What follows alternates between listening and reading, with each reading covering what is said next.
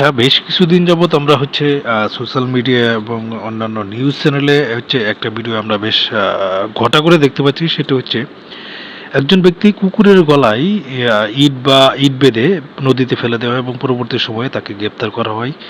এবং সেই বিষয়টি আসলেই আমাদের প্রধানমন্ত্রীর ভিডিওটি নজরে আসে। তো সেই বিষয়ে আমরা বিস্তারিত জেনে আসি। ইট বেঁধে কুকুরকে নদীতে ছুঁড়ে ফেলার ভিডিওটি প্রধানমন্ত্রীর নজরে দিলেন যে নির্দেশ, ঠিক আছে। নরসিংদী কুকুরের গলায় ইট বেঁধে নদীতে ছুঁড়ে ফেলার সাম্প্রতিক একটা ঘটনা ব্যাপক আলোচনার জন্ম দিয়েছে দেশজুড়ে। অসহায় প্রাণীর প্রতি এই নিষ্ঠুর আচরণের ভিডিও অনেকের মতে চোখে পড়েছে প্রধানমন্ত্রী তারেক রহমানেরও। ঘটনার সঙ্গে জড়িতদের বিরুদ্ধে ব্যবস্থা নেওয়ার নির্দেশ দিয়েছেন তিনি। শনিবার 27শে জুন অভিযুক্তকে গ্রেপ্তারের বিষয়টি নিশ্চিত করেছেন নরসিংদী মডেল থানার ARM আল মামুন। গ্রেপ্তার মোহাম্মদ আলী কামারগাঁও এলাকায় আব্দুর রবের ছেলে। আচ্ছা, এর আগে গত বুধবার বেলা 11:30টার দিকে নাগরিয়াকান্দি সেতু থেকে কুকুরের গলায় ইট বেঁধে নদীতে ফেলে দেন ওই যুবক।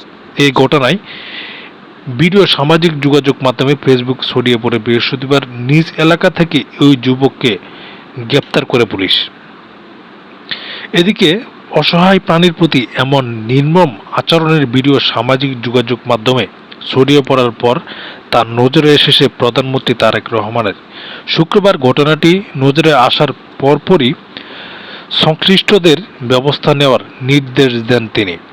আচ্ছা, এই বিষয়ে নরসিংদী মডেল থানার ARM আল মামুন বলেন, ঊর্ধ্বতন কর্মকর্তাদের সার্বিক নির্দেশনার অভিযুক্ত মোহাম্মদ আলীকে গ্রেপ্তার করা হয়েছে।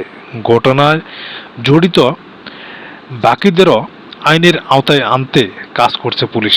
প্রাথমিকভাবে জানা গেছে, স্থানীয় এক নারী লালন পালন করতেন কুকুরটিকে।